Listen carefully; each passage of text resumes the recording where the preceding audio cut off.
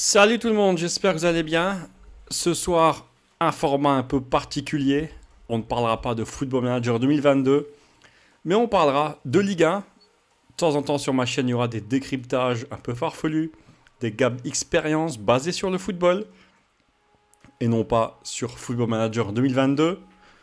Si vous aimez les expériences un peu loufoques, les décryptages un peu farfelus, vous êtes bien tombé.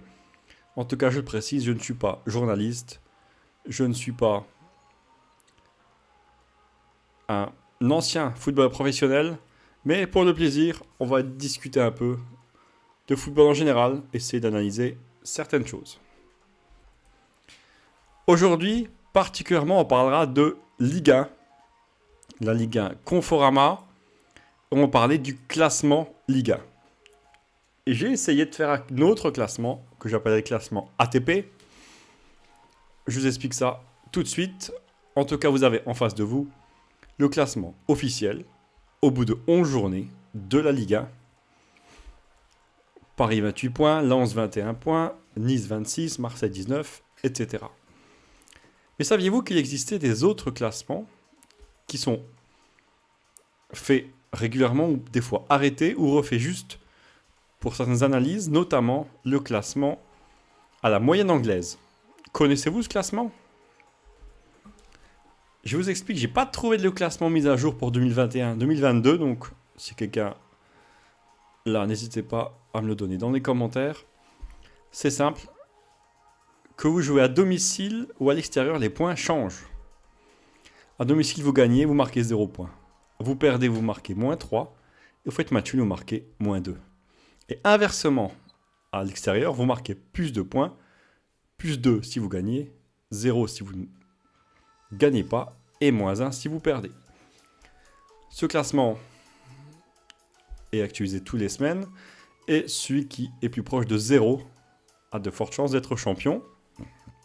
Et moi j'ai décidé d'en faire un autre, un classement ATP. C'est quoi ATP ? Pour ceux qui connaissent le tennis, vous le savez.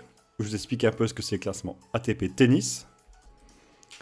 Au niveau du classement ATP tennis, les points seront calculés toutes les semaines en fonction des tournois. Chaque semaine, le tournoi qui a été fini remplace le même tournoi qui a eu lieu souvent à la même date, mais l'année dernière. Je vous explique plus facilement. Un exemple est donné. Un joueur s'arrête en finale du tournoi de Toronto 1000. Son parcours lui donne 600 points. L'année suivante, il fait encore mieux, il remporte le tournoi, donc il gagne 1000 points. Sur son barème, il n'aura pas 1600 points. Les 600 points acquis seront changés. Il aura donc 1000 points, il gagne alors 400 points. Et c'est pas écrit, mais inversement, un joueur a gagné le tournoi, il aura 1000 points dans son classement, il le perd, il bascule à 600, qu'il perd 400 points. Et j'ai essayé de faire pareil en football. Je me dis, certains calculent les points par rapport à la saison d'avant. Vous regardez, vous avez 11 journées de championnat, Paris a 28 points, l'année d'avant il en avait 26, donc Paris fait un meilleur championnat. Pour moi, c'est en partie vrai. Car il faut aussi voir les adversaires. C'est pourquoi j'ai décidé de calculer, après chaque journée, la différence entre les adversaires d'avant et de maintenant. Je vous explique. Petit exemple tout simple, cette année, première journée, Monaco, Nantes, un partout. C'est un fait. Par contre, l'année dernière, Monaco, Nantes, c'était ici, FC Nantes, comme vous le voyez, Monaco avait gagné 2-1. Donc pour moi, j'ai décidé de remplacer ce 2-1 dans le classement 2020-2021 par le nouveau score. Donc chaque fois qu'il y aura un nouveau match, il remplacera l'ancien score. Deuxième exemple, Lyon-Brest, il y avait eu un partout. Pardon, il y a eu un partout. Il y avait eu 2-2, donc le 1-1 remplace le 2-2. C'est beaucoup de paroles, je vous montre ça dans les faits. Pour ça, rien ne vaut un beau tableau Excel. Nous sommes avant le début du championnat. Le dernier classement, c'est celui-là. C'était à la fin du classement 2020-2021. Donc, il est là, ce classement. Je l'ai rajouté pour cette année. Et à chaque fois qu'on change les scores, on verra en jaune les différences par rapport aux mêmes adversaires.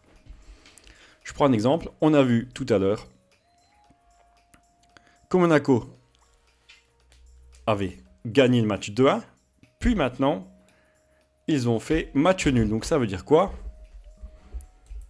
Monaco a donc perdu 2 points en moins et un but de moins. Quant à Nantes, c'est l'inverse. Nantes a gagné un point de plus et a encaissé un but de moins par rapport à l'année dernière. On a vu Lyon-Brest qui était passé de 1-1 cette année à 2-2 l'année dernière. Donc, même score, même point, mais pour les équipes, un point de moins chacun. Un but de moins, pardon, chacun. Et Brest, pareil. Deux petites choses, bien sûr, à rajouter. C'est que l'année dernière, Nantes était barragée, donc il reste en Ligue 1. Nîmes et Dijon ont été relégués. Donc ce classement a ses limites, bien sûr. Et pour ce faire, j'ai remplacé 3 par Nîmes, Nîmes par 3 et Dijon par Clermont. Ça veut dire que les résultats de Nîmes et de Dijon seront faits pour 3 et Clermont. On verra également comment réagissent les promus par rapport aux anciens relégués. On passe donc, j'ai fait tous les classements, on passe donc à la 11e journée avec tous les scores rajoutés. Nous sommes donc à la 11e journée, ça pique un peu les yeux, mais en tout cas, je vous réexplique. Et on peut voir, regardez bien, 11e journée, on est à un tiers du championnat. Vous avez ici le classement normal, l'ancien classement avec les résultats actualisés. Ça permet une analyse pour voir quel club pour l'instant fait des bonnes choses, quel club fait des mauvaises choses. Et on va un peu analyser ce classement. Ici, c'est 2021-2022 réactualisé avec les nouveaux scores. L'ancien classement et la différence ici.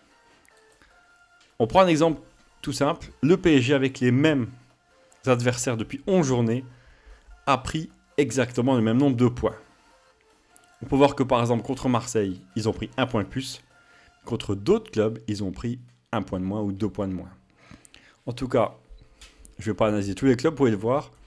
Un exemple tout bête, Paris a le même nombre de points, mais par rapport aux mêmes adversaires, ils ont mis 8 buts de moins. Et on en a pris 4 de plus. Au niveau du classement, 3 et Clermont, on peut voir que eux, ça change un peu, mais que Clermont devrait se maintenir. Pourquoi? Parce qu'ils ont pris 11 points de plus par rapport à Dijon. Il y en a un Dijon qui a fait une saison catastrophique. Au niveau des points de différence, on voit juste de nombreuses choses. Lille, champion, qui en 11 matchs avec les mêmes adversaires, a pris 12 points de moins. Idem pour Lyon. Lyon qui s'accroche aux 10 premières places, mais qui a du mal. Et on voit la plus grosse chute, c'est Saint-Etienne qui vraiment, franchement, aura du mal cette année. A noter que Metz, Brest et Bordeaux n'ont peut-être pas fini de leur dire leur dernier mot. En tout cas, ils ont perdu des points, mais pas trop quand même. La plus grosse remontée avec les mêmes adversaires, c'est l'OM. 9 points en 11 matchs. Sachant juste que l'OM a quand même pris plus de points. Je rectifie. Contre Paris a pris 1 point alors qu'ils avaient perdu. C'est Paris qui a pris des points de moins. Ils ont pris d'autres points qu'ils avaient perdus. Donc 9 points de plus par rapport aux mêmes adversaires. Et on voit notamment au niveau des buts, notamment les 4 premiers, sauf Marseille, marquent beaucoup moins de buts face aux mêmes adversaires. Petit changement ici. Peu d'équipes ont marqué plus de buts par rapport aux mêmes adversaires, juste Angers, Strasbourg et Clermont-Dijon. Au niveau de la défense, on voit que Lille par rapport aux mêmes adversaires, à une défense catastrophique. Presque un but de plus encaissé par match. Alors qu'inversement, Lorient encaisse beaucoup moins de buts ainsi que l'OM. C'est ce à quoi je ne m'attendais pas. Et la différence entre les buts marqués et encaissés, Paris encaisse, enfin, en met beaucoup moins qu'avant. On voit Marseille, en tout cas Lyon, qui en prend plus, mais qui en marque moins. On voit juste pour l'instant, au bout de un tiers du championnat, on voit que la chute libre, c'est Lille. Monaco qui s'accroche. Lyon aussi est en chute libre, attention à ne pas louper l'Europe. Et Saint-Etienne, bien sûr, voire Metz. Au niveau des remontées, à part Clermont, Dijon voit l'OM qui a comme 9 points de plus. Et aussi Angers qui pourrait tout doucement s'accrocher. Et on voit également au niveau de tout cela, c'est vraiment la différence, c'est que Nîmes s'accroche, contrairement à Saint-Etienne. Ce n'est qu'une analyse des données. On peut voir que sûrement Paris devrait être champion. Et là, deuxième, troisième, quatrième place, ça va jouer entre Monaco, Marseille, peut-être Lens, voire Rennes. Rennes qui n'a pas trop bougé. Et Lyon, franchement, pour l'instant, j'ai quand même peur pour Lyon. C'est les classements ATP que j'ai créés. Dites-moi ce que vous en pensez. Je répète, on remplace juste les matchs qui ont eu lieu, que ce soit 10e, 15e, 28e journée. Juste les mêmes adversaires. Donc ça veut dire que, si vous avez bien compris,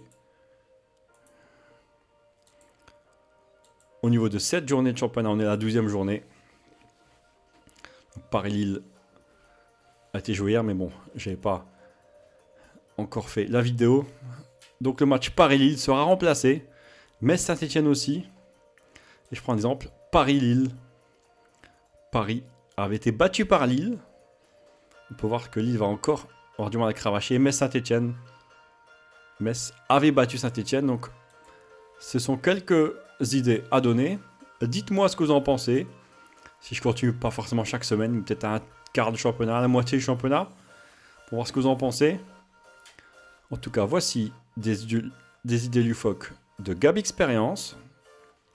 Merci de m'avoir écouté, d'être venu sur la chaîne.